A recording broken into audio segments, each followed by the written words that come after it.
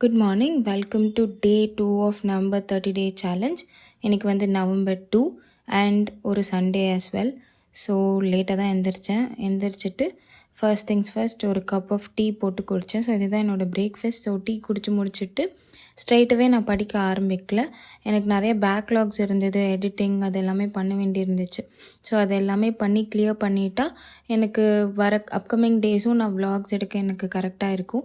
இன்றைக்கி நான் அது பண்ணல அப்படின்னா என்னால் ஃபுல்லி பேக்டாக இருக்குது. இந்த ஒரு வாரம் ஃபுல்லாக நான் காலேஜ் போகணும், ஃபுல்லி பேக்டாக இருக்கும். ஸோ அது எதுவுமே பண்ண முடியாது. ஸோ அது எல்லாமே ஹாஃப் டே அளவுக்கு உட்காந்து பண்ணிகிட்ருந்தேன்.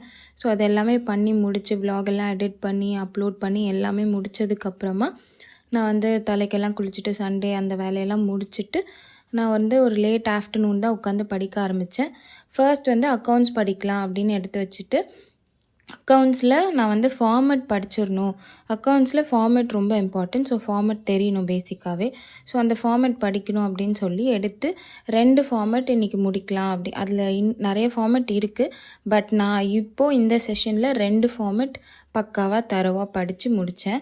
அண்ட் அந்த 2 ஃபார்மேட் படித்து முடிச்சுட்டு எடுத்து வச்சுட்டேன். உடனே இன்னொரு ஃபார்மேட் படித்தா கொஞ்சம் கன்ஃபியூஸ் ஆகிடும் அப்படிங்கிறதுனால அந்த 2 ஃபார்மேட் மட்டும் படித்து முடிச்சுட்டு எடுத்து வச்சுட்டு நெக்ஸ்ட்டு வந்து ஸ்டாட்டிஸ்டிக்ஸ் படிக்கலாம் அப்படின்னு ஸ்டாட்டிஸ்டிக்ஸ் எடுத்துட்டேன். ஸ்டாட்டிஸ்டிக்ஸும் நான் வந்து நிறைய சம்ஸ் போடணும் அப்படிங்கிற ஐடியாவில் தான் எடுத்தேன். பட் நிறைய சம்ஸ் நான் போடல. ஒரு சம் தான் போட்டேன். ஒரு சம் வந்து அதுவுமே எனக்கு கேல்குலேஷன்ஸில் கொஞ்சம் டவுட் இருந்துச்சு. அண்ட் தென் நானே அதை கரெக்ட் பண்ணிவிட்டு எனக்கு ஆன்சர் கரெக்டாக வந்ததும் அதை எடுத்து வச்சுட்டு அண்ட் தென் ஈவினிங் எனக்கு கொஞ்சம் ஒர்க்ஸ் இருந்துச்சு.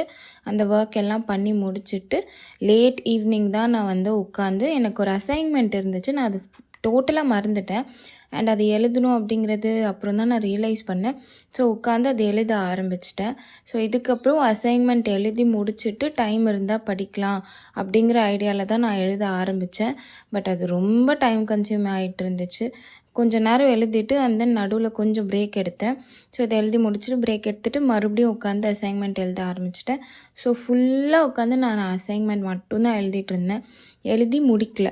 இன்றைக்கி வந்து நான் ஆக்சுவலி இப்போ நான் இந்த வாய்ஸ் ஓவர் கொடுத்துட்ருக்கும் போது வரைக்கும் நான் அசைன்மெண்ட் முடிக்கல. எனக்கு இன்னும் ஒரு ஐ திங்க் ஒரு 2-3 பேஜ் இருக்குது.